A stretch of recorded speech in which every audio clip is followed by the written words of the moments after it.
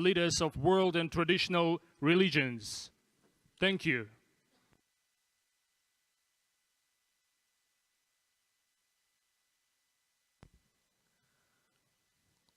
Құрметті ханымдар мен мырзалар, өз орындарыңызға отыруларыңызды сұраймыз. Біздің съезд өз бастауын алады. Уважаемые дамы и господа, просим вас занять свои места. Мы начинаем конференцию.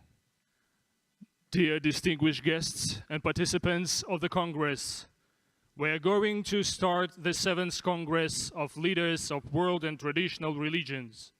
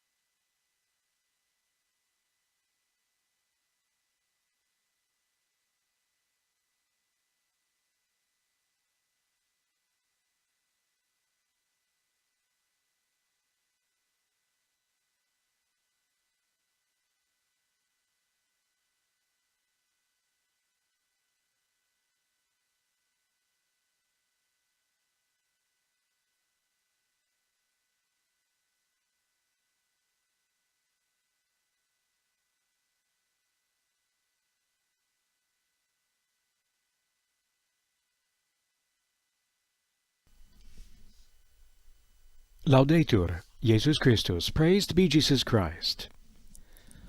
A warm welcome to all of you joining us here for a live broadcast coming to you from Nur Sultan, the capital of Kazakhstan, on the occasion of Pope Francis' pastoral journey to that Central Asian nation for the opening of this, the 7th Congress of Leaders of World and Traditional Religions.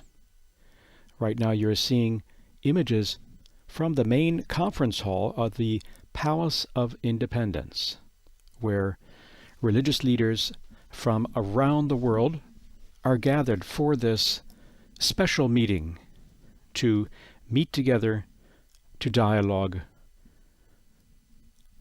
and to work together for peace in our world. At this time,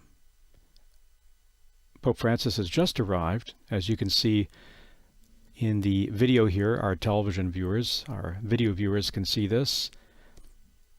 We'll be providing guidance as well for radio listeners as well who do not see these images. Pope Francis has just arrived and is being helped there to be seated there at this large, very large round table with leaders from every part of the world. Religious leaders there to meet and to dialogue together.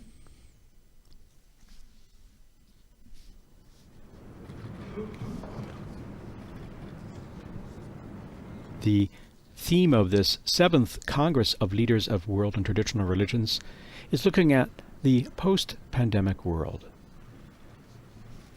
There Pope Francis is greeting religious leaders from around the world there, seated next to him. So the theme of this meeting is the role of leaders of world and traditional religions in the spiritual and social development of humanity in the post-pandemic period. There we see the president of Kazakhstan, who will be opening this meeting,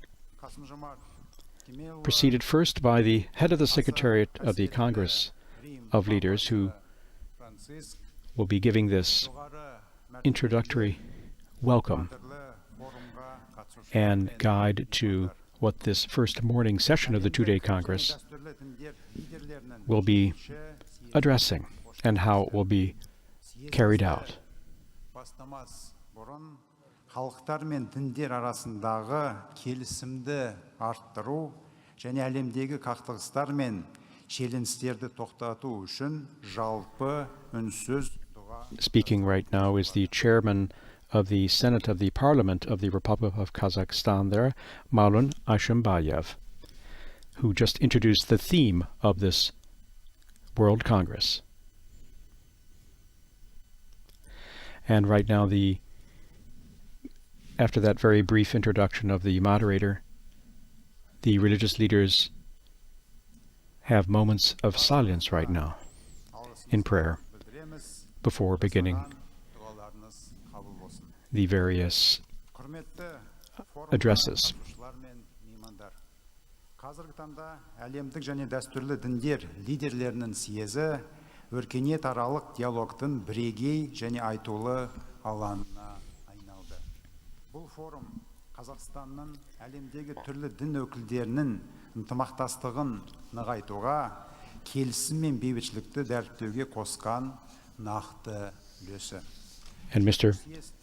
Ashimbayev is also speaking about the agenda of this meeting and some of the themes that will be discussed in the various sessions about the work for peace, about the work to address extremism in the world, the role of education and religious studies in religious coexistence of religions and cultures. Дін лидерлері мен меймандарға шын көңілден алғысымызды білдіреміз. Жалпы бұл съезге әлемнің 50 елінен 100-ге жуық делегация қатысып отыр. Отырысымызға ислам, христиан, иудаизм, буддизм, индуизм, даосизм, синтоизм және басқа да дәстүрлі діндердің құрметті өкілдері қатысуда. Сонымен қатар қонақтардың қатарында халықаралық ұйымдардың өкілдері, And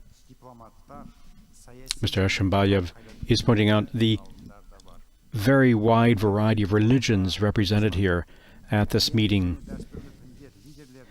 and the importance of this Congress in bringing together people of different faiths to work together to dialogue for peace and working together, religions around the world. And here we have the President of Kazakhstan, Kassym-Jomart Tokayev, giving his opening words here. The country hosting this meeting.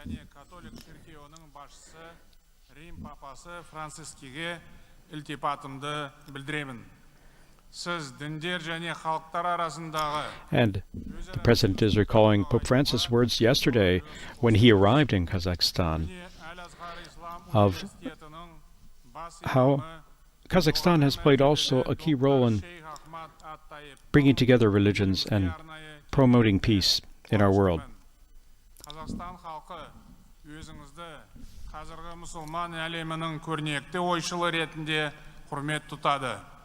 Сіз дін жолында адал қызмет атқарып,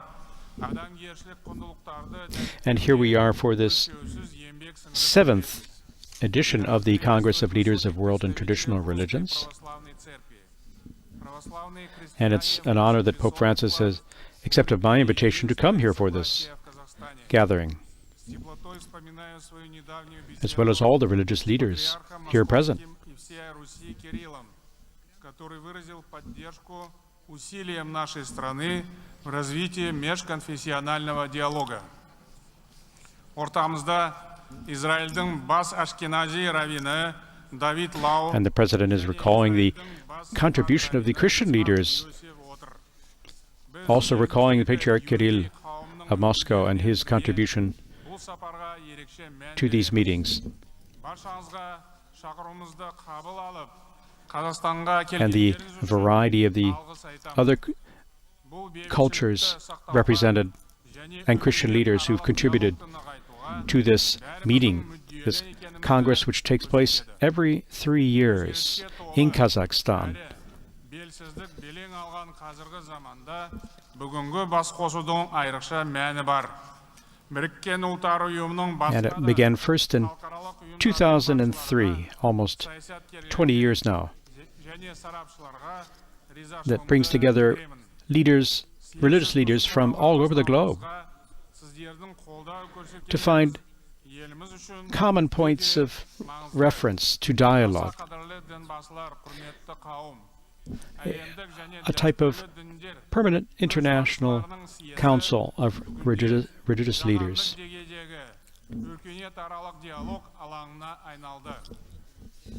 Since then, all these congresses that have taken place every 3 years since 2003, 2006, 2009, etc., have brought together Christians, Muslims, Jews, Buddhists, and other traditional religions, which leads to a common declaration at the conclusion of each meeting that has been published and agreed to,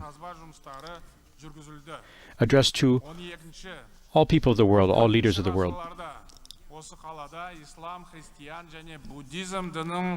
Of course, it promotes the good of peace around the world, interreligious dialogue, and strengthening safety in our world and good relations.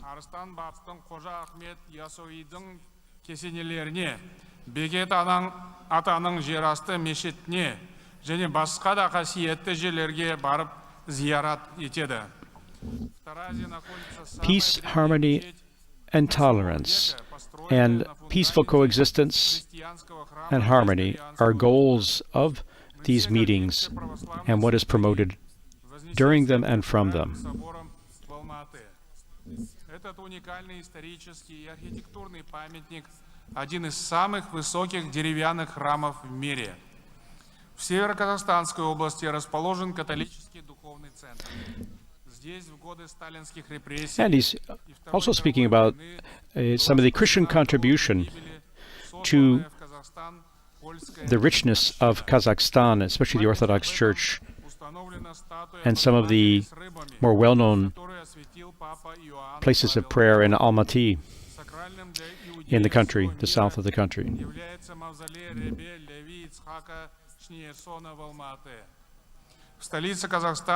And he's also recalling other well-known places of worship also visited by Saint Pope John Paul II when he visited Kazakhstan back in 2001.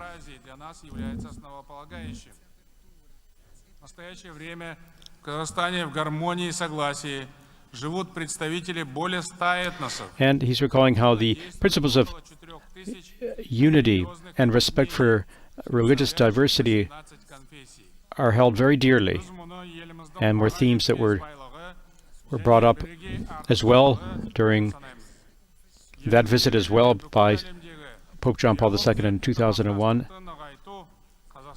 and what they also aim to do to help create unity and harmony among religious leaders and to express that to the world as a sign and a concrete sign of the unity and common desire for peace there is in our world.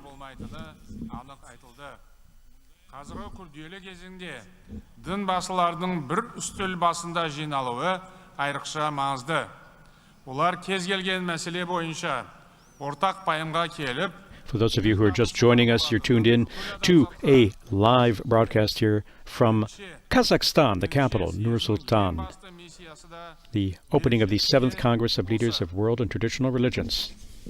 Your Holinesses, dear participants of the forum, the President of the nation is speaking right now, Kassym-Jomart Tokayev. The spread of the coronavirus has significantly affected all spheres of life. And he's offering opening words on this Congress, paying tribute to the diversity of the global religions healthcare present, system was not prepared to the traditions and the richness they brought to Kazakhstan and our world, to the common focus on peace, unity, the insidious disease, and promoting safety in our world. an increase in narrow nationalism, And now he's speaking about the theme and offering his words in English. export and travel bans, but also a weakening of international institutions. Therefore, given the risk of new pandemics, a careful rethinking of global cooperative health mechanisms is required. Furthermore, new approaches are necessary in international trade and economic cooperation, as well as in the support for developing countries. Quarantine measures disrupted supply channels and had a negative impact on services, tourism, transport, and other industries. The crisis hit developing economies hardest, reinforcing poverty and inequality, accelerating global inflation. We are faced once again with food shortages in the least developed regions of the world. At the same time, geopolitical confrontation between major powers has intensified, increasing tensions in different parts of the world. The previous system of international security is collapsing. Extremism and terrorism remain serious threats. The sanctions-induced energy crisis threatens the achievement of carbon neutrality we had just set. This is not a goal we can afford to ignore. Natural disasters over the last 2 decades, mostly related to climate change, amounted to approximately $3 trillion. Unfortunately, tension, mutual distrust, and even hostility are returning to international relations. What can we rely on to counter today's challenges? History provides only one answer: goodwill, dialogue, and cooperation. There are no other guarantees of success. Kazakhstan has always favored solving any disputes exclusively at the negotiating table in the spirit of the United Nations Charter. Threats, sanctions, and the use of force do not solve problems. At such moments, we must turn to humanistic ideals. Their main custodians are, of course, traditional religions. The absolute value of human life, respect for each other's interests, mutual assistance, openness, equality, and justice, they are the pillars of new security system. That's why the moral authority and voice of spiritual leaders are crucial today. In this regard, I would like to note the great historical significance of the call of Pope Francis and the Grand Imam of Al-Azhar, Dr. Ahmed Al-Tayeb, outlined in the document Human Fraternity for World Peace and Living Together. Today, we all depend on each other. No global problems can be solved without constructive dialogue and mutually beneficial cooperation. Our country has consistently promoted principles aimed at achieving peace, comprehensive security, and sustainable progress in the international arena. Kazakhstan has been one of the leaders of the global movement against nuclear weapons. We initiated the Conference on Interaction and Confidence-Building Measures in Asia, which is supposed to become an organization. We have chaired the United Nations Security Council, the OSCE, and the Organization of Islamic Cooperation. We also support and work hard to promote a constructive development agenda at the regional and global levels. In our domestic agenda, we also place a high priority on strengthening unity, consolidation, and effective dialogue. Today, Kazakhstan has embarked on an ambitious program of reforms. Their success largely depends on the solidarity of our multi-ethnic and multi-confessional nation and the peace and harmony in our land. We are building a just Kazakhstan to make our state effective and prosperous. Therefore, we make emphasis on political transformation of our country. Our new economic policy is aimed at ensuring a more fair distribution of the national income and increasing the welfare of all citizens equally. We want international trade and investment partnerships to be drastically enhanced. In the energy and extractive industries, we consistently raise environmental requirements and expand the use of renewable energy sources. Your Holiness, dear participants of the Congress, the challenges we face today require an understanding of the role of religions and spiritual leaders in global processes. In this regard, I would like to present several themes for discussion. Firstly, all traditional religions share a set of basic principles: the sacred value of human life, mutual support, and the rejection of destructive rivalry and hostility. I am convinced that these principles should form the basis of a new world system today. We need a fundamental modernization and harmonization of theoretical concepts and practical approaches in culture, politics, economics, and society. To revive the true spirit and meaning of civilization, we need a large-scale reformation in all spheres of life. Secondly, we see that while politicians argue, spiritual leaders desire and seek to draw closer together. This is a pivotal trend.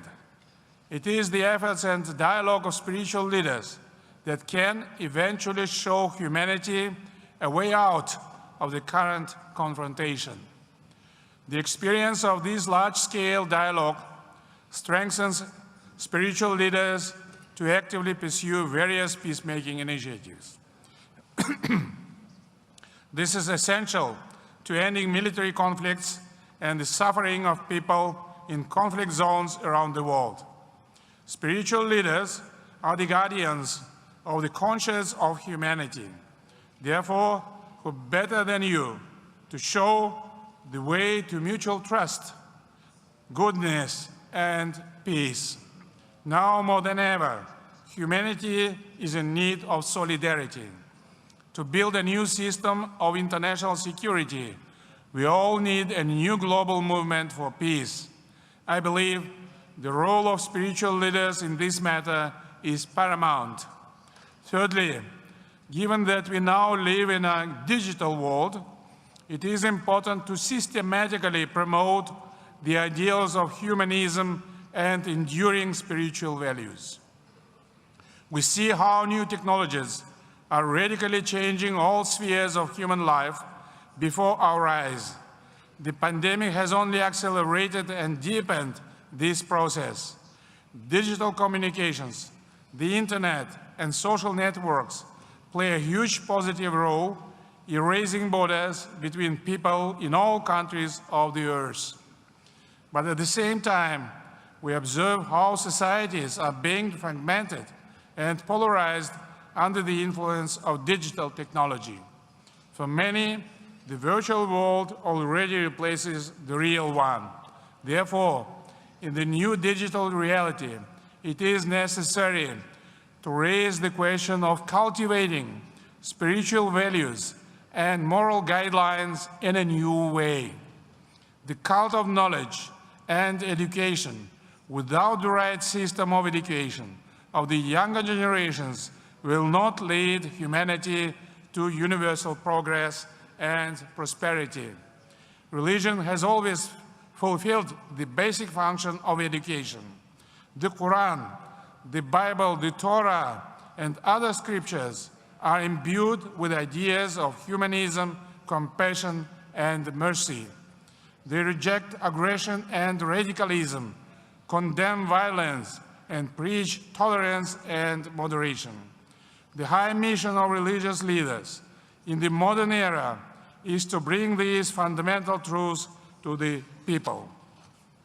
Құрметті съезге қатысушылар, қазіргі күрделі кезеңде съездің тарихи мәні артып отыр. Өйткені халықтар арасындағы келісімді нығайтып, пандемиядан кейінгі әлемде әділетті қоғам құру бәрімізге ортақ міндет. Осы орайда ашық диалог орнату өте маңызды. Дін көшбасшыларының 7-ші съезі Again, the President continuing now in his native language, saying Kazakhstan will always endeavor to contribute to world peace. Бәрімізде бейбіт әрі берекелі болашаққа қадам басуды қалаймыз. Contribute to peace and harmony and concord in our world. Дұға тілектеріңіз қабыл болсын.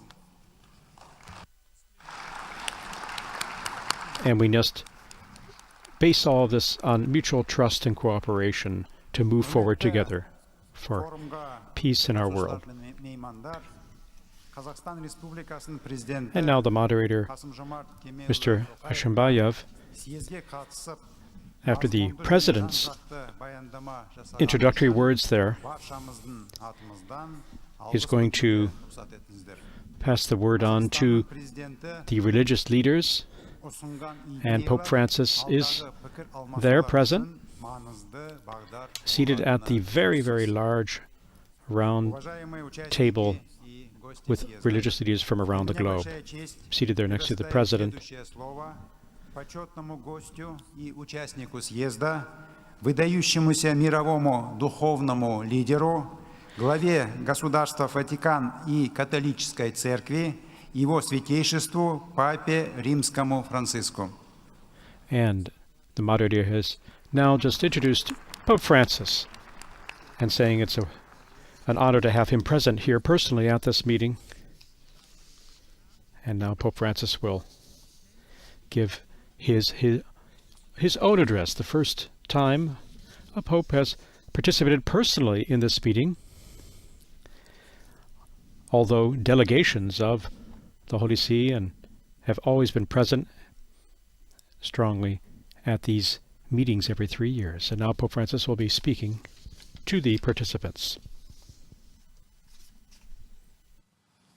Signor Presidente, fratelli e sorelle, Mr. President and my dear brothers and sisters,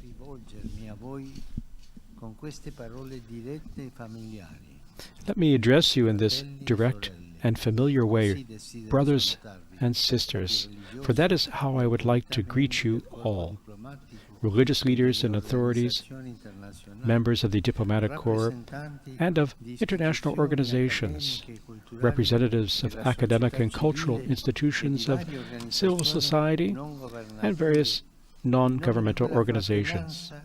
In the name of the fraternity, in the name of the fraternity that unites us as children of the same heaven, for the mystery of the infinite that transcends and attracts us, the religions remind us that we are creatures. We are not omnipotent, but men and women journeying towards the same heavenly goal. Our shared nature as creatures thus gives rise to a common bond, an authentic fraternity. It makes us realize that the meaning of life cannot be reduced to our own individual interests, but is deeply linked to the fraternity that is part of our identity. We mature only with others and thanks to others. Dear leaders and representatives of world and traditional religions, we are meeting in a country traversed down the centuries by great caravans. In these lands, not least through the ancient Silk Route, many histories, ideas, faiths, and hopes have intersected. May Kazakhstan be once more a land of encounter between those who come from afar. May it be a new route centered on human relationships, on respect, sincere dialogue, respect for the inviolable dignity of each human being, and mutual cooperation. A route that is fraternal, to be traveled together towards the goal of peace. Yesterday I spoke using the image of the dombra. Today I would like to associate a voice to that musical instrument, that of the country's most renowned poet and the father of its modern literature, an educator and composer often portrayed with the dombra. And this is Abai, 1845 to 1904, when he lived, as he's popularly known, Abai.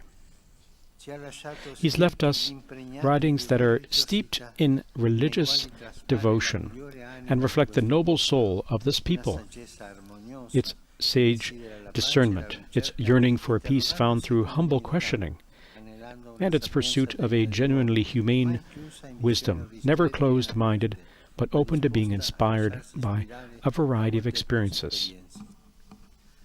Abai challenges us by asking a timeless question. What is the beauty of life if one does not go deep? Another poet, pondering the meaning of life, placed on the lips of a shepherd in these vast lands of Asia an equally essential question. Where will this, my brief wandering, lead?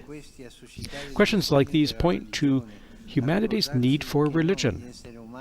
They remind us that we human beings do not exist so much to satisfy earthly interests, or to weave purely economic relationships, as to walk together as wayfarers, with our eyes raised to the heavens. We need to make sense of the ultimate questions, to cultivate a spirituality. We need, as Abai says, to keep the soul alive and the mind clear. Dear brothers and sisters, the world expects us to be examples of souls alive and minds clear. It looks to us for an authentic religiosity. It's time to realize that the fundamentalism defiles and corrupts every creed. Time for open and compassionate hearts. It's also time to consign to the history books the kind of talk that, for all too long, here and elsewhere, has led to distrust and contempt for religion, as if it were a destabilizing force in modern society. These lands are all too familiar with the legacy of decades of state-imposed atheism, that oppressive and stifling mentality for which the mere mention of the word religion was greeted with embarrassed silence. But religion is not a problem. It's part of the solution for a more harmonious life and society. The pursuit of transcendence and the sacred value of fraternity can inspire and illumine the decisions that need to be made amid the geopolitical, social, economic, ecological, but fundamentally spiritual crises that many modern institutions, including democracies, are presently experiencing, to the detriment of security and concord among peoples. We need religion in order to respond to the thirst for world peace and the thirst for the infinite that dwells in the heart of each man and woman. For this reason, an essential condition for genuinely human and integral development is religious freedom. Brothers and sisters, we are free. Our Creator stepped aside for us. In a manner of speaking, He limited His absolute freedom in order to enable us, His creatures, to be free. How can we then presume to coerce our brothers and sisters in His name? As believers and worshippers, Abai once again tells us, we must not claim that we can force others to believe and worship. Religious freedom is a basic, primary, and inalienable right needing to be promoted everywhere. One that may not be restricted merely to freedom of worship. In fact, each person has the right to render public testimony to his or her own creed, proposing it without ever imposing it. This is the correct method of preaching, as opposed to proselytism and indoctrination, from which all are called to step back. To relegate to the private sphere our most important beliefs in life would be to deprive society of an immense treasure. On the other hand, to work for a society marked by the respectful coexistence of religious, ethnic, and cultural differences is the best way to enhance the distinctive features of each, to bring people together while respecting their diversity, and to promote their loftiest aspirations without compromising their vitality. So in this way we see both the perennial importance of religion and its relevance for our own time, which Kazakhstan has impressively brought to the fore in the past 2 decades by hosting this worldwide Congress. The present meeting invites us to reflect on the role we are called to play in the spiritual and social development of humanity in this post-pandemic world. The pandemic between vulnerability and responsibility represents the first of 4 global challenges that I would like to set forth.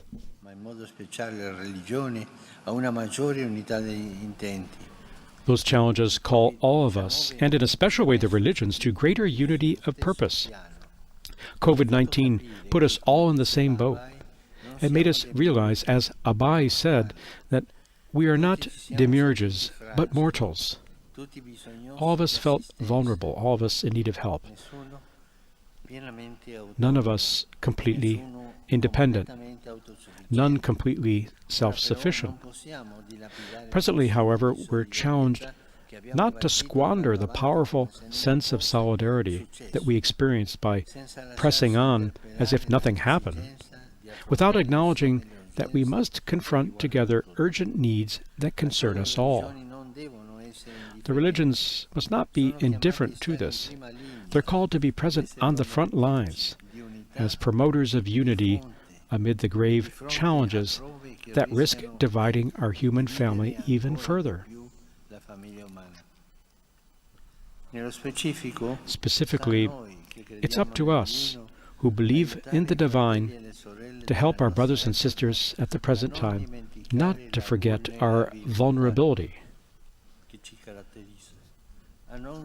not to fall into illusions of omnipotence fostered by a technological and economic progress that is of itself insufficient, not to let ourselves be entangled in the web of profits and earnings as if they were the solution to every evil, not to back an unsustainable development that fails to respect the limits imposed by creation, and not to let ourselves be taken in by the superficial allure of consumerism, since material goods are for man and not man for material goods.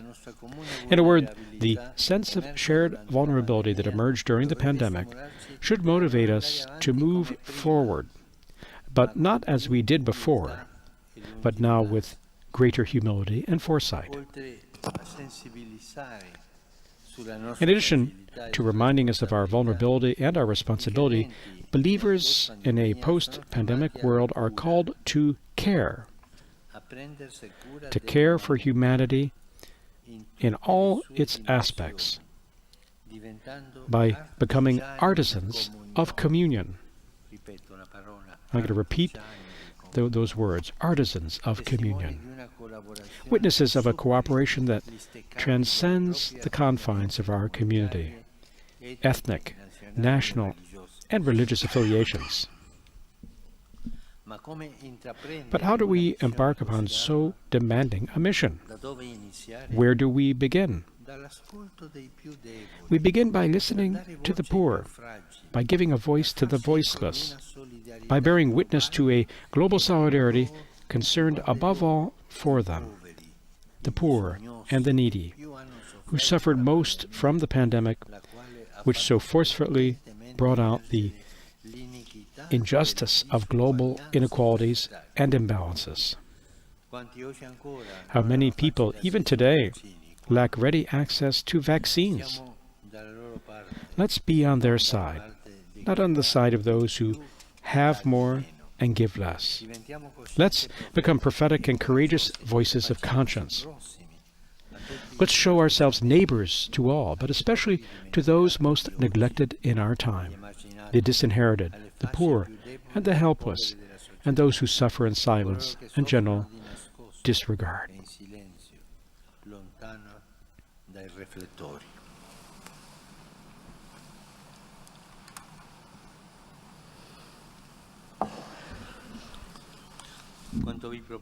What I propose is not only a path to greater attentiveness and solidarity, but also a path to healing for our societies.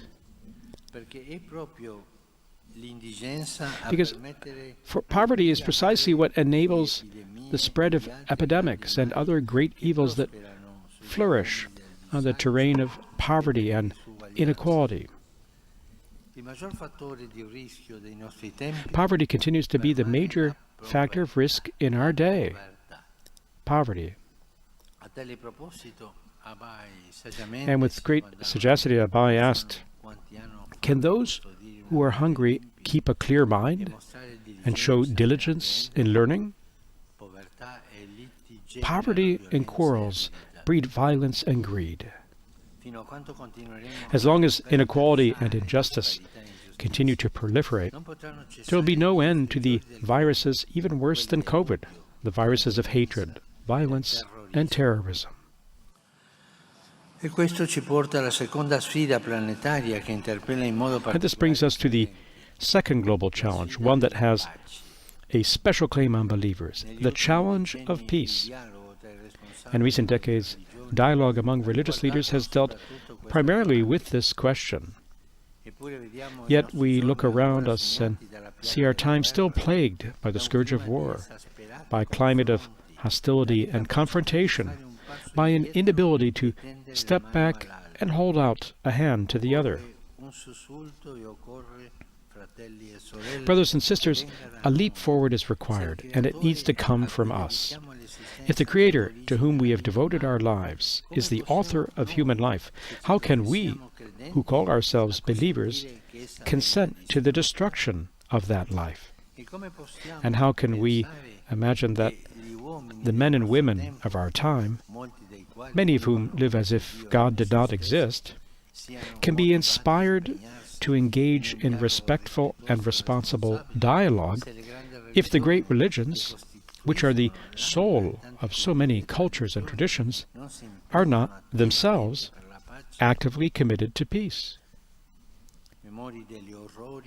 Mindful of the wrongs and errors of the past, let's unite our efforts to ensure that the Almighty will never again be held hostage to the human thirst for power. Abai observes that he who permits evil and does not oppose it cannot be regarded as a true believer. At best, he's a half-hearted believer, says Abai. Dear brothers and sisters, each and every one of us needs to be purified of evil. The great Kazakh poet Abai insists on this. In his words, "He who abandons learning deprives himself of a divine blessing. And a person who is not strict in his ways, is not capable of compassion, cannot be considered a believer." He who is not strict in his ways and is not capable of compassion cannot be considered a believer. So let's purify ourselves of the presumption of feeling self-righteous, with no need to learn anything from anyone. Let's free ourselves from those reductive and destructive notions that offend the name of God by harshness, extremism, and forms of fundamentalism, and profane it through hatred, fanaticism, and terrorism, disfiguring the image of man as well. As Abai says, the source of humanity is love and justice. They are the crown of divine creation. May we never justify violence. May we never allow the sacred to be exploited by the profane. The sacred must never be a prop for power, nor power a prop for the sacred. God is peace. He guides us always in the way of peace, never that of war. Let's commit ourselves then even more to insisting on the need for resolving conflicts, not by the inconclusive means of power, with arms and threats, but by the only means blessed by heaven and worthy of man. Encounter, dialogue, and patient negotiations, which make progress, especially when they take into consideration the young and future generations. For the young embody the hope that peace will come about, not as the fragile outcome of painstaking negotiations, but as the fruit of persevering commitment to an education that can support their aspirations for a development and a serene future. Abai, in that sense, encourages the expansion of learning beyond the limits of one's own culture in order to embrace the knowledge, history, and literature of others. Let's invest, I beg you, in this, not in more weapons, but in education. In addition to the challenges of the pandemic and of peace, let us now turn to a third challenge, that of fraternal acceptance. Today we find it hard to accept the human being. Each day, children, born and unborn, migrants and elderly persons, are cast aside. Many of our brothers and sisters die sacrificed on the altar of profit, amid clouds of the sacrilegious incense of indifference. Yet every human being is sacred. Homo sacra res homini, the ancients said. It's, above all our task, the task of the religions, to remind the world of this. And now, as never before, we are witnessing massive displacements of people due to war, poverty, climate change, and the pursuit of a prosperity that our globalized world advertises, yet is often difficult to attain. A great exodus is taking place as people from the most poverty-stricken areas of our world struggle to reach those that are more prosperous. We see this every day, all the migratory phenomena happening. This is not just another item on the daily news. It's a historic event demanding concordant and far-sighted solutions. To be sure, we instinctively defend our own hard-won securities and close our doors out of fear. It's easier to suspect strangers, to accuse them and condemn them, than it is to get to know and understand them.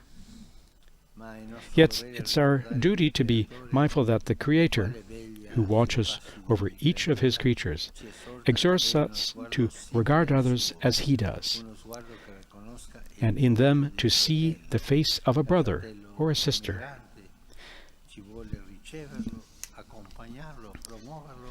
We need to accompany, welcome, and integrate our brother and sister migrants. The Kazakh language invites us to this welcoming gaze. In it, the verb to love literally means to gaze kindly on someone. The traditional culture of these lands makes the same point with a fine, popular proverb. When you encounter people, try to make them happy, for it may be the last time that you will ever see them. The practice of hospitality, typical of the steppe, reflects the inviolable worth of each human being. Abai reaffirms this by stating that man should be a friend to man, and that such friendship is based on universal sharing, since the most important realities of life and the afterlife are held in common. He goes on to say that all people are guests of one another, and that man himself is a guest in this life. Let's rediscover the art of hospitality, of acceptance, of compassion. And let's learn also to be ashamed. Yes, to experience that healthy shame born of compassion for those who suffer, sympathy and concern for their condition and for their fate, which we realize that we too share. This is the path of compassion, which makes us better human beings and better believers. It's up to us not only to affirm the inviolable dignity of each human being, but also to teach how to weep for others. For only if we can sense the struggles of others as our own, will we truly be human. One final global challenge facing us is that of care for our common home. Against extreme climate changes, we need to protect the natural environment so that it will not fall prey to profiteering, but be preserved for future generations, to the praise of the Creator. In Abai's words, what a wonderful world the Creator has given us.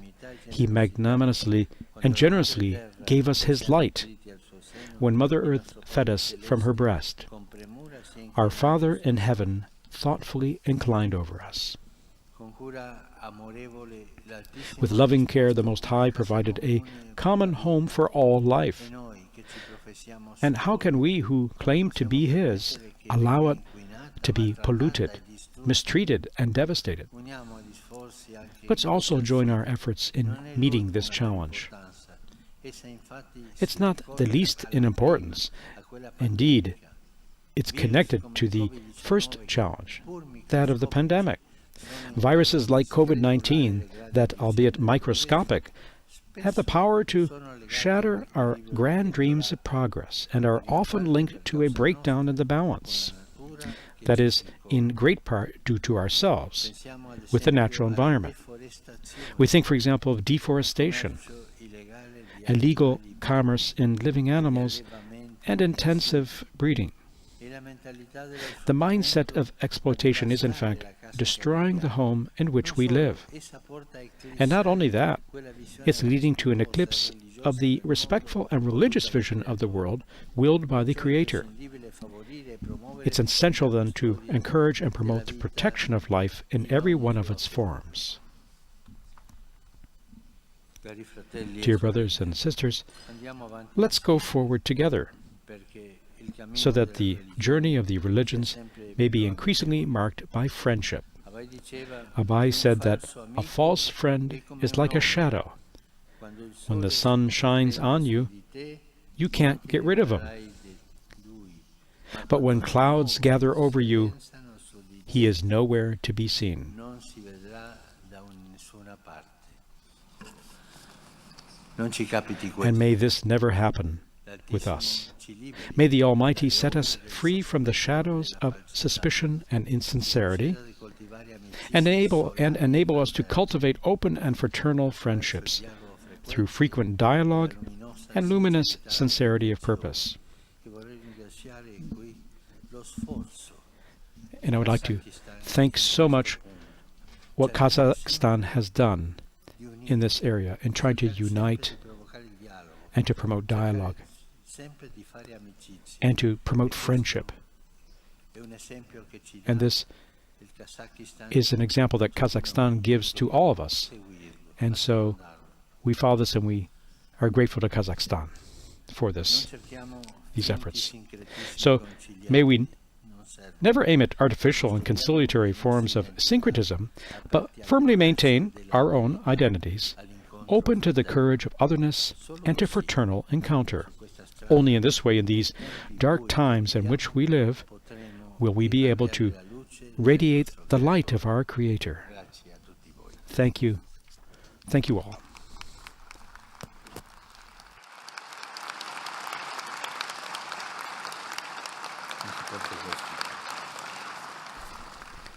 Pope Francis concluding his address at our meeting, and now the moderator is telling us about the next steps in the meeting. О развитии современного мира и укреплении межцивилизационного диалога являются важным ориентиром для людей во всем мире. Спасибо вам. Уважаемые участники и гости съезда, позвольте предоставить следующее слово верховному имаму Первого исламского университета Аль-Азхар, выдающемуся религиозному деятелю современности, его превосходительству Ахмеду Ат-Таебу. And Mr. Ashambayev thanking Pope Francis for his words, and now giving the introduction here, introducing right now the Grand Imam of Al-Azhar, Ahmed Al-Tayyab. سيادة الرئيس قاسم جومارت توقيف رئيس جمهورية قازاخستان، علماء الأديان ورموزها، الحضور الكريم، السلام عليكم ورحمة الله وبركاته. وشكرا جزيلا سيادة الرئيس لدعوتكم الكريمة للمشاركة في هذا المؤتمر البالغ الأهمية، والذي ينعقد اليوم في بلدكم الطيب المبارك، ونرجو له من الله العلي القدير أن يجيء إضافة جديدة معتبرة على طريق الأخوة البشرية والعيش المشترك والسلام الذي يفتقده العالم اليوم ويتطلع إليه تطلع المريض إلى علاج نادر عزيز ينهي آلامه وصراعاته. We're hearing the address now of the Grand Imam of Al-Azhar, Ahmed Al-Tayyab, giving his address. And of course, he with Pope Francis signed together the document on human fraternity for world peace and living together.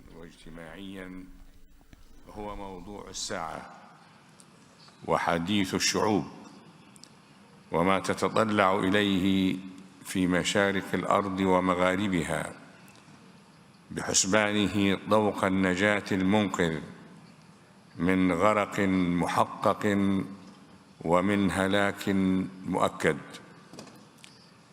وبخاصة بعدما بدأ العالم في التعافي من آثار جائحة كورونا التي أودت بحياة ما يقرب من 15 مليون نسمة،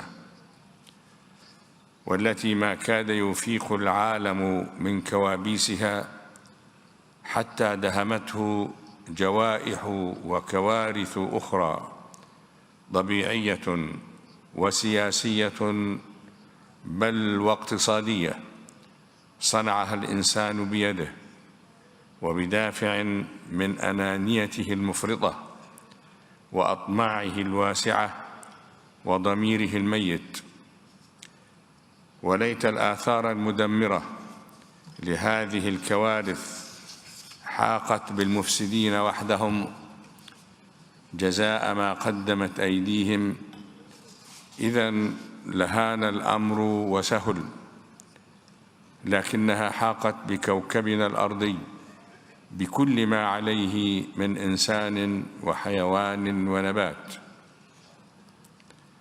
ومن المدهش أن يحدثنا القرآن الكريم عن هاتين الظاهرتين وعن تداعياتهما منذ ما يقرب من 15 قرنا من الزمان، ويقول عن ظاهرة تدخل الإنسان في إفساد الأرض وما يحيق به بسبب تدخله ظهر الفساد في البر والبحر بما كسبت أيدي الناس ليذيقهم بعض الذي عملوا لعلهم يرجعون.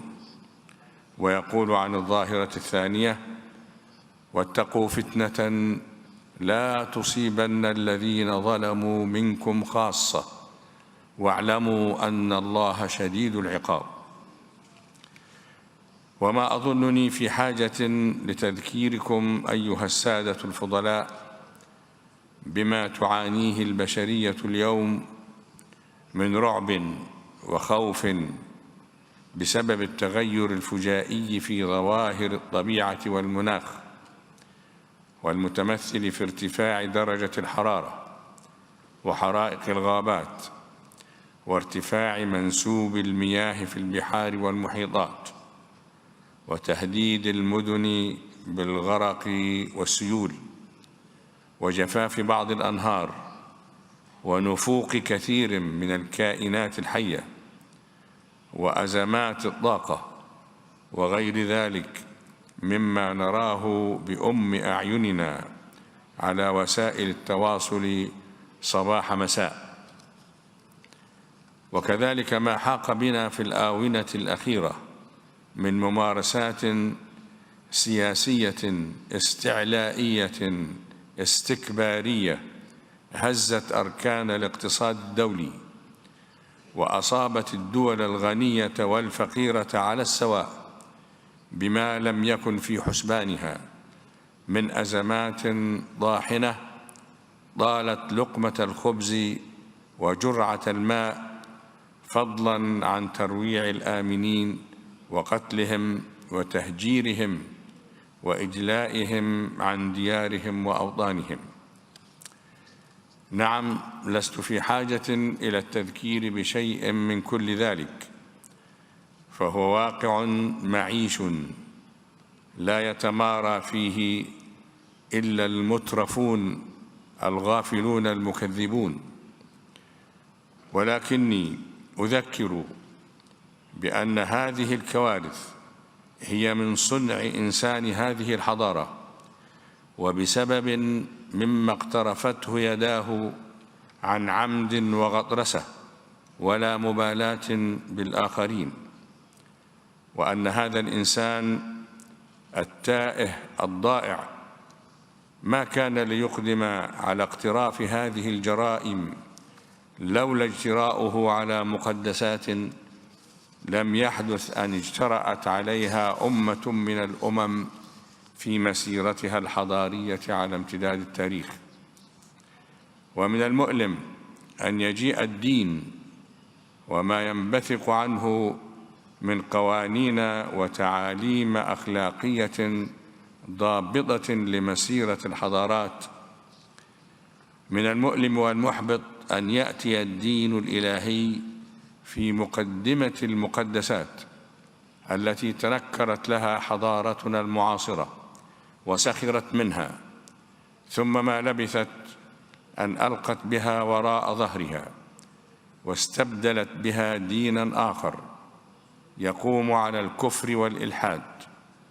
وما تبعثه هاتان الآفتان من أخلاقيات ورذائل وتمذهب بالحرية الفردية والأثرة والأنانية وعبادة اللذة والشهوة والتحرر الجنسي وربطه بالتحرر العقلي والفكري وجوداً وعدماً، والتعبد بثقافة السوق ووفرة الإنتاج وجشع الاستهلاك، وما صاحب ذلك من حملات مدروسة وممولة تصرخ في عقول الشباب ليل نهار وتدعوهم لأن ينفضوا أيديهم من مؤسسة الأسرة وأن ينظروا إلى الزواج على النحو الذي عرفته البشرية منذ خلق الله الأرض ومن عليها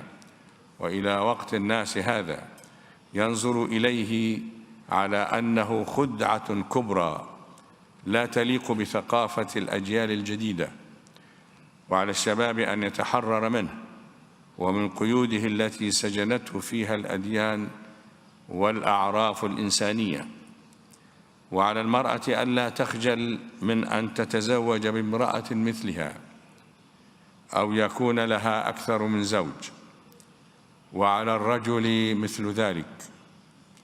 ولم تتورع هذه الدعوات أن تهبط ببدائلها الجديدة إلى مستوى تعف عنه الحيوانات والدواب، فضلاً عن ذوي الفطرة النقية والعقول السليمة. الحفل الكريم لعلكم تتفقون معي في أن التقدم العلمي والفلسفي والتطور التقني والاجتماعي، والذي هو عنوان حضارتنا اليوم، لم يعد أي من ذلك مؤهلاً ولا قادراً على وقف هذا التدهور الخلقي والإنساني، وأن فلاسفة التنوير خسروا رهانهم وهم يؤكدون على أن التقدم العلمي والتقني كفيل بأن السلام العالمي سوف يسير في ركاب التحضر رأساً برأس وقدماً بقدم. حتى قال أحد فلاسفة القرن الثامن عشر: بقدر ما تتسع رقعة الحضارة على الأرض سوف نشهد زوال الحرب، بل زوال العبودية والبؤس. ونحن مع اعترافنا بأن الحضارة الغربية قد حققت للإنسانية في القرنين الماضيين من قفزات واسعة وإنجازات عملية هائلة في مجالات العلم والصناعة والطب والتعليم والفن والثقافة وثورة المواصلات والاتصالات وعلوم الفضاء وغير ذلك، وبما لم تعرفه البشرية إلا في عصر النهضة وما بعده.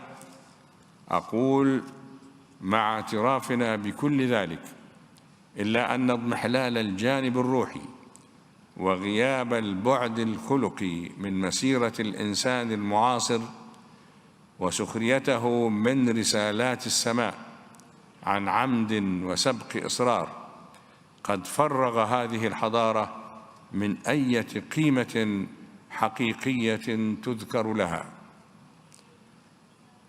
ومن هنا أيها الإخوة الأعزاء، فإن دورا محوريا في التصدي لهذا السقوط الحضاري يقع في المقام الأول على عاتقنا نحن علماء الأديان، يتمثل في إحياء رسالات السماء ونشر ما تزخر به هذه الرسالات من تعاليم وأخلاق وفضائل هي العدة والعتاد لإصلاح مسيرة الناس وبعث الروح في جسدها الميت. وأنا أعلم أن عوائق كبرى لا يستهان بها قد تحول دون القيام بهذا الدور على النحو الصحيح. وأول هذه العوائق هو غياب الانفتاح أو الحوار الحقيقي بين علماء الأديان أنفسهم، وصنع سلام دائم بينهم أولاً قبل مطالبة الناس بصنعه فيما بينهم، إذ فاقد الشيء لا يعطيه كما يقول المثل الحكيم. كيف والسلام بين الشعوب فرع عن السلام بين الأديان، والأخوة الدينية هي باعثة الأخوة الإنسانية العالمية وصانعتها. وما لم يثبت الأصل أولاً لا يمكن أن يثبت الفرع ثانياً، فضلاً عن أن يعمل أو أن يؤثر. وإذن فالبداية الصحيحة فيما أرى هي بعث هذه الأخوة بين علماء الأديان ورجالها بحسبانهم أقدر الناس على تشخيص العلل والأمراض الخلقية والاجتماعية وكيفية علاج الأديان لها. وعلينا أن نكون على يقين من أن الخطر الداهم الآن لا يأتي من اختلاف الأديان بقدر ما يأتي من الإلحاد وما يتولد عنه من فلسفات تقدس المادة وتتعبد بأدرانها وتستهين بالأديان وتعدها هزوا ولعبا. الحفل الكريم، قبل أن أختم كلمتي أود أن أنهي بأمرين. الأمر الأول أنني حين أدعو إلى أولية صنع السلام بين علماء الأديان ورموزها فإنني لا أعني مطلقا الدعوة إلى إدماج الأديان في دين واحد، فمثل هذا النداء لا يقول به عاقل ولا يقبله مؤمن أيا كان دينه. وأنا ممن يؤمنون بأن فكرة الاندماج هذه فكرة مدمرة للأديان ومجتثة لها من الجذور، وهي في أفضل أوصافها خيال عبثي غير قابل للتصور فضلا عن التحقق. وكيف لا، وقد قضى الله أن يجعل لكل منا شرعة ومنهاجا.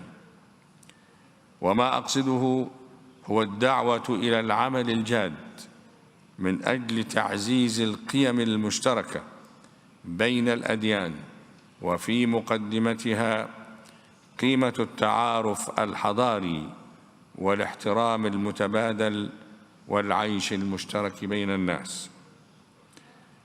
الأمر الثاني أنني أنتهز فرصة اجتماع علماء الأديان ورموزها المختلفة في هذا المؤتمر لأدعو لانعقاد لقاء خاص برموز الأديان يتدارسون فيه بصراحة ووضوح تامين ماذا عليهم وماذا على غيرهم من القادة والسياسيين وكبار الاقتصاديين من الواجبات والمسؤوليات حيال هذه الكوارث الأخلاقية والطبيعية، والتي لا يرتاب أحد في أنها باتت تهدد مستقبل البشرية بأكملها.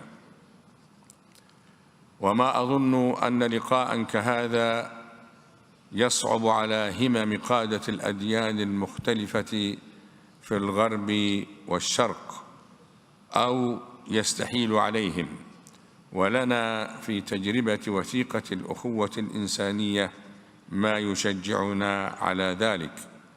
فقد كان توفيق الله تعالى كبيرا في إتمام وثيقة الأخوة الإنسانية، تلكم التي جاءت كأول ميثاق إنساني بين المسيحيين والمسلمين في عصرنا الحديث، لتتأكد النظرية التي يؤمن بها الأزهر من قديم الزمان ويدعو إليها في كل مكان، وهي أن كل لقاء جاد مسؤول بين رموز الأديان يتحول لا محالة إلى طوق نجاة للحضارة الإنسانية حين تحاول أعاصير الشر زعزعة أركانها أو اقتلاعها من جذورها. شكرا لحسن استماعكم، والسلام عليكم ورحمة الله وبركاته.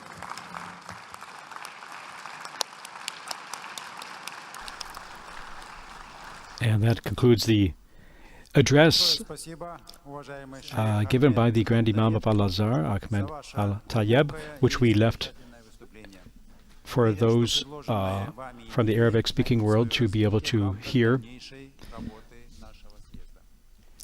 Ваше превосходительство, without translation православие on top of it. наряду с исламом является одним из столпов And now the традиционной духовности в moderator, казахстанском обществе. Mr. Ashim Bayav, Разрешите предоставить is следующее introducing слово the председателю next отдела внешних церковных leader связей Московского патриархата, его to высокопреосвященству speak at this митрополиту gathering Волоколамскому of Антонию. Пожалуйста. world leaders of religion and traditional faiths. Ваше превосходительство, глубоко уважаемый Касым Жомарт Кемелевич, Ваше святейшество, Ваше блаженство, уважаемые участники съезда лидеров мировых и традиционных религий. В первую очередь я хотел бы огласить текст приветственного послания, которое я направил в адрес настоящего Высокого Собрания, предстоятеля Русской Православной Церкви, святейший патриарх Московский и всея Руси Кирилл. Ваше превосходительство, глубоко уважаемый Касым Жомарт Кемелевич, уважаемые лидеры и представители религиозных общин, государственные и общественные деятели, дорогие братья и сестры. Сердечно приветствую всех вас, собравшихся на гостеприимной казахстанской земле для участия в работе 7-го съезда лидеров мировых и традиционных религий.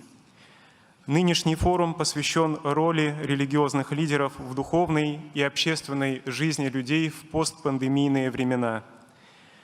Нет сомнений в том, что сегодня человечество переживает один из сложнейших периодов современной истории. К вызовам, порожденным пандемией коронавирусной инфекции, добавились продовольственные, энергетические и экономические Speaking now is the вызванные попытками Russian Orthodox Metropolitan Anthony, giving his address at this meeting of world and traditional religions. О справедливости в международных отношениях, но и к жестокому противостоянию, к военным конфликтам, к распространению терроризма и экстремизма в разных концах света.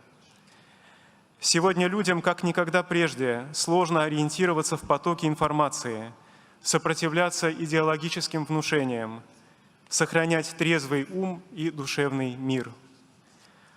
Мы стали свидетелями искажения исторических фактов и небывалых манипуляций массовым сознанием.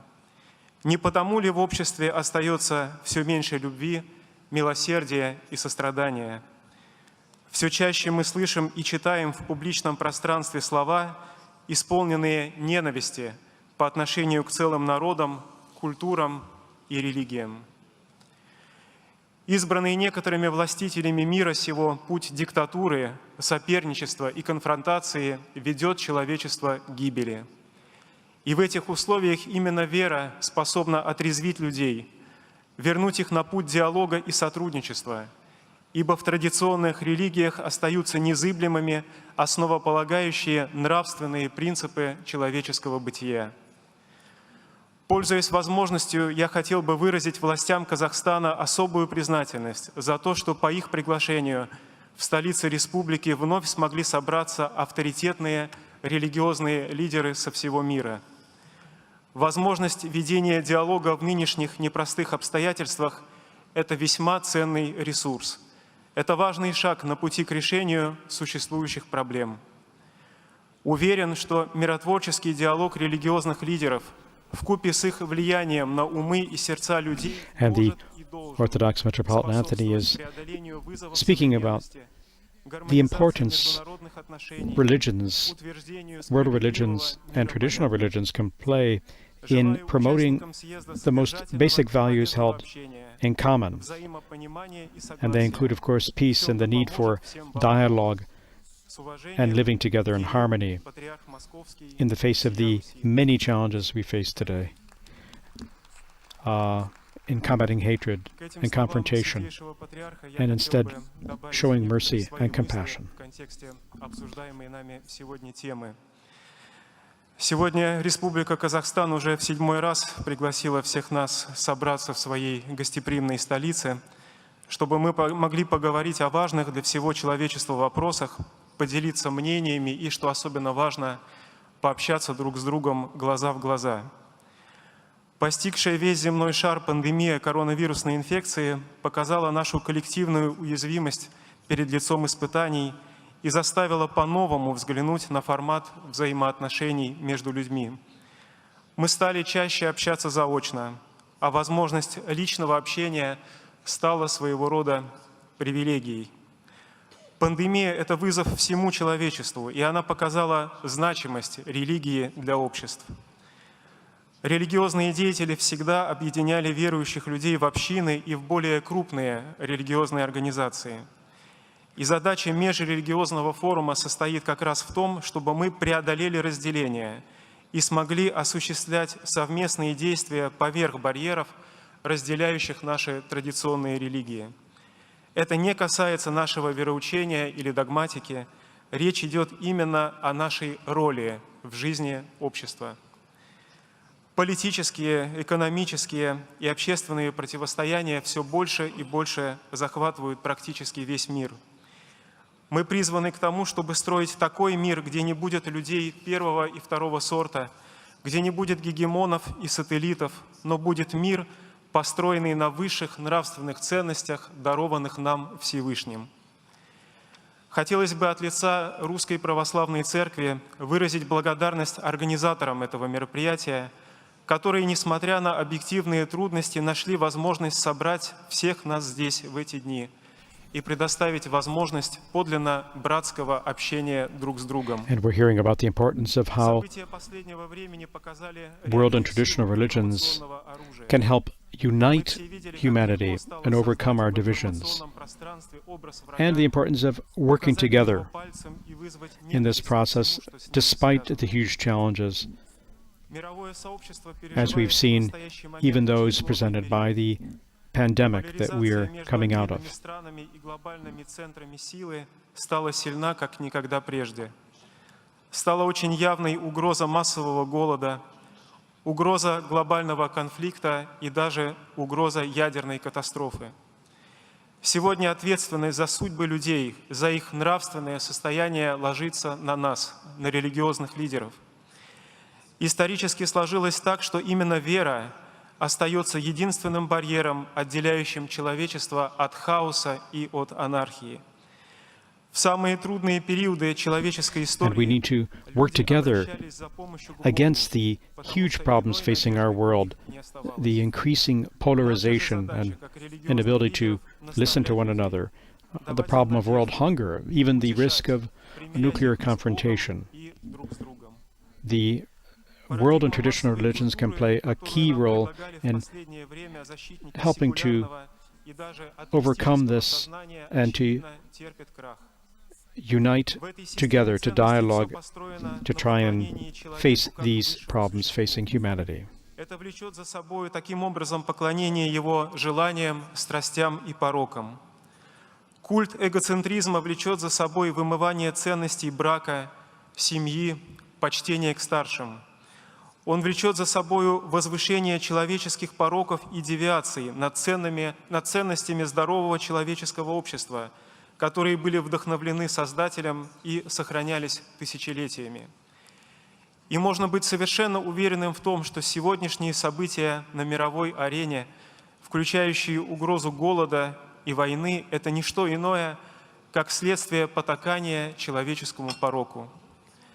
Давайте зададимся вопросом, почему мировое сообщество так мало волнует ситуация в так называемых странах третьего мира.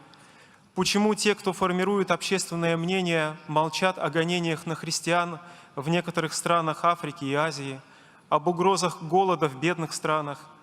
Почему нет серьезного отношения к проблемам терроризма и экстремизма, которые приобретают особенный размах во время кризисов и потрясений? Я надеюсь, что в ходе настоящего форума участники смогут обсудить многие острые и даже неудобные вопросы, которые ставит нам сегодняшний день. Конечно же, ответ на все эти вызовы невозможен без широкого диалога религиозных лидеров, без умения слушать и слышать друг друга. Поэтому диалог религий, широкое развитие религиозного образования, сплоченность верующих на основе общности моральных основ – это лучший ответ на вызовы современности. Нам важно не забывать о том, что религия вне политических границ. Любая религиозная традиция предполагает для человека не только внутренний мир, но и мир внешний. Потому что человек, который не находится в мире с Богом и с самим собой, не может находиться в мире с другими людьми. И здесь мне хотелось бы напомнить слова Христа.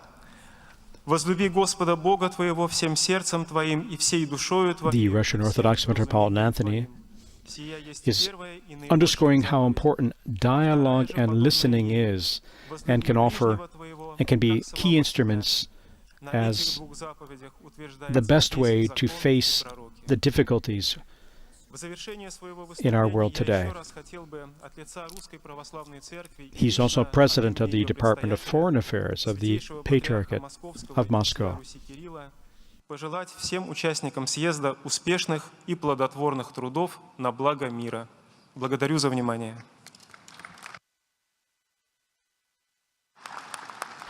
And he's offered the warm best wishes of the Patriarch Kirill of Moscow to all the participants taking part in this meeting here in Nur-Sultan, the capital of Kazakhstan, this opening session of the 7th Congress of Leaders of World and Traditional Religions. Уважаемые участники и гости форума, следующее слово предоставляется одному из ведущих духовных лидеров иудаизма, главному сефардскому раввину Ицхаку Йосифу. Пожалуйста, вам слово. And now the next participant will be speaking, and it's just been introduced by the moderator. כבוד המארח, ידיד ישראל, נשיא קזחסטן, מר טוקייב, כבוד מנהיגי הדתות בכל רחבי העולם, איש איש לפי כבודו וכפי מעלתו. באתי לכאן מירושלים, עיר הקודש, העיר החשובה ביותר לכל הדתות. We're hearing Yitzhak Joseph, the chief Sephardic rabbi of Israel.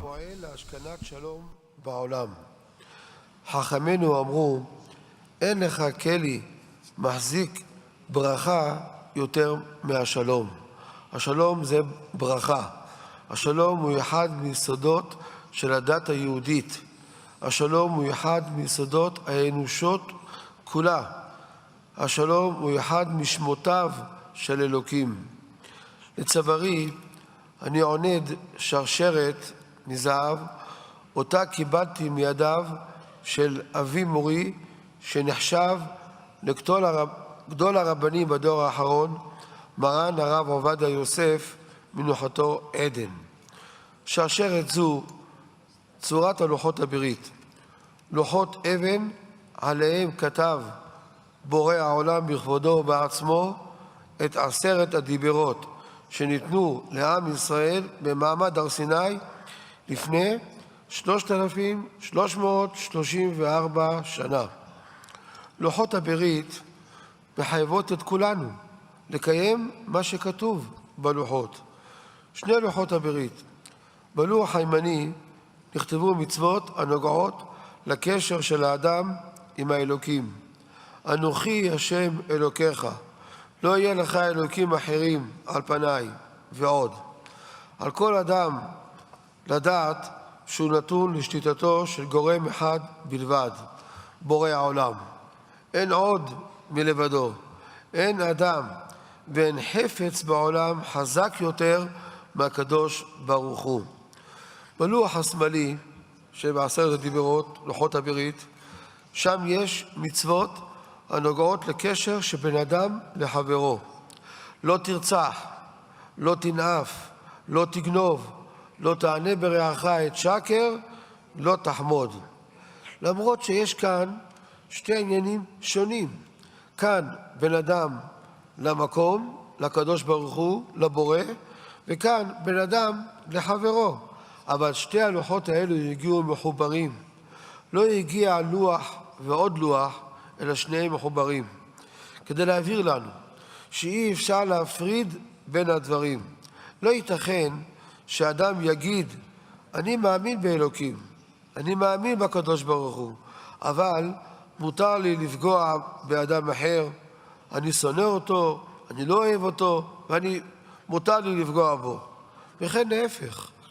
לא ייתכן מצב שאדם יחשוב שאומנם אסור לו לפגוע בחברו, אסור לו לגנוב, אסור לו לרצוח, אבל הוא אינו מאמין באלוקים. אי אפשר. שתי הדברים מחוברים זה לזה. האמונה באלוקים, בין אדם למקום וגם בין אדם לחברו. בתורה שלנו כתוב, ואהבת לרעך כמוך, אני השם. זה לא שתי דברים. ואהבת לרעך בין אדם לחברו, שאדם יאהב את השני, אני השם. זה מחובר לקדוש ברוך הוא. אי אפשר להפריד בין שני הדברים האלו. אדם יכול לאהוב את השני אהבה אמיתית. מתי?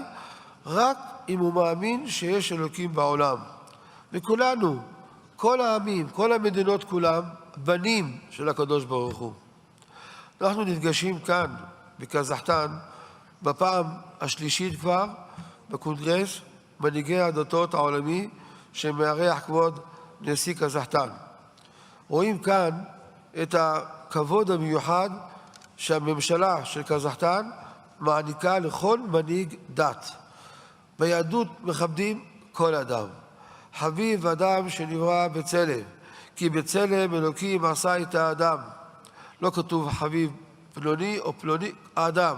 כל אדם באשר הוא, לא משנה צבע עורו, לא משנה דתו, לא משנה מה ההיסטוריה שלו. חביב אדם שנברא בצלם, כי בצלם אלוקים עשה את האדם.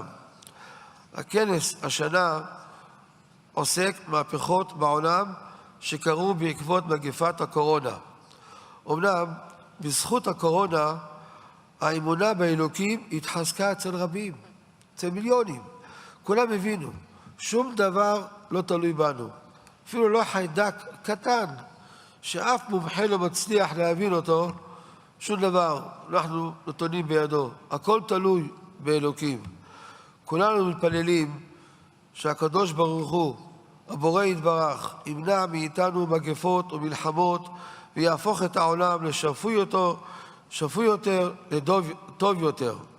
ובכל זאת, מה נוכל אנחנו לעשות על מנת שהתפילות שלנו לבורא יתקבלו לרצון? הוויתור כלפי השני, שבירת המידות הרעות, אלו יבטיחו לנו את ההנהגה של מידה כנגד מידה. בתלמוד מסופר על רבי פרידה. היה חוזר באוזני תלמיד שלא היה חכם במיוחד, לא פיקח. 400 פעם היה חוזר על כל שיעור ושיעור. איזה סבלנות צריכה להיות לחזור 400 פעם על מה שהוא מלמד אותו. הוא היה מנהיג גדול. רבי פרידה, היה לו הרבה תלמידים. ולמרות זאת, היה לו סבלנות להסביר 400 פעם את אותו דבר לתלמיד שלא הבין. מן השמיים הבטיחו לו, בזכות הסבלנות העצומה שהייתה לו, שהוא עצמו יאריך ימים. בתלמוד מסופר שהוא יאריך ימים לא פחות מ400 שנה. וכל בני דורו זכו בזכותו לחיי העולם הבא לגן עדן. זה הוויתור שיש. איזה הקרבה שאדם נותן לשני לחזור 400 פעם.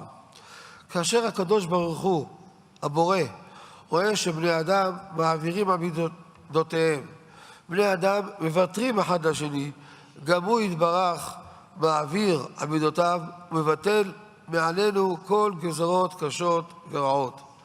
על המנהיגים, מנהיגי הדתות, להוות דוגמה אישית לסבלנות, לוויתור, לשבירת המידות של כבוד איש לרעהו, וכך יהיה לציבור הרחב דוגמה מעשית ללימוד טוב, וכולנו נזכה לשנה טובה ובורכת.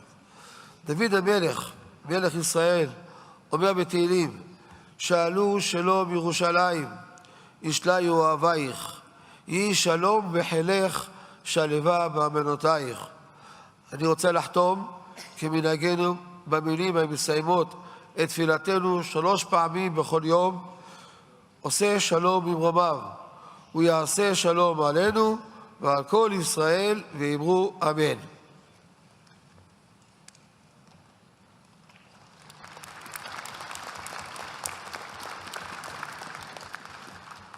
Благодарим вас, уважаемый Ребе. And we just heard Yitzhak Yosef, the chief Sephardic rabbi of Israel, and we've left the international sound for those listeners and viewers who are tuning into this live feed or watching on demand so that they can hear their interventions in their own languages.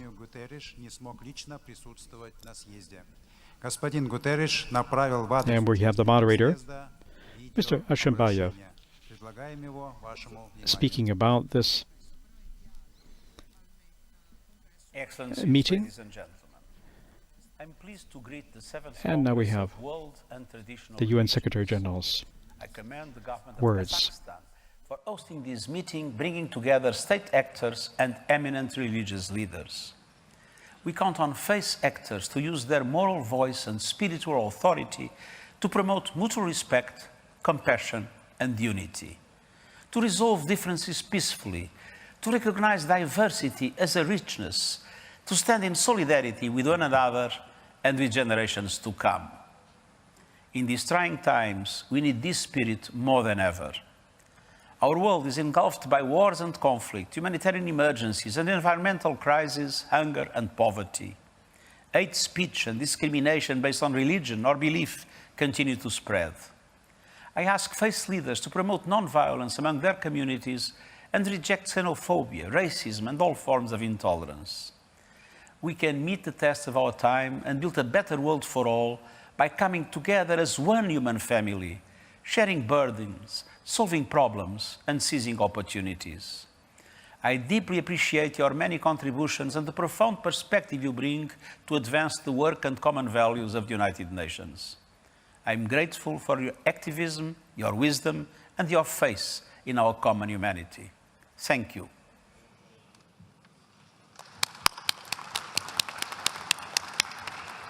Спасибо.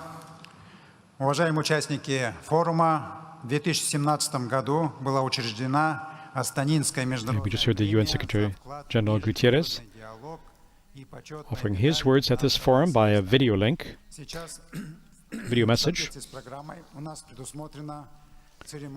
And we're hearing Mr. Ashimbayev, the moderator, continue in presenting those speaking on this morning session of the 7th Congress of Leaders of World and Traditional Religions. We're broadcasting International Award for Interfaith live Dialogue goes from to His Kazakhstan. Excellency Sheikh Ahmed El Tayeb, the Grand Imam of the world's oldest university of Islamic spiritual thought.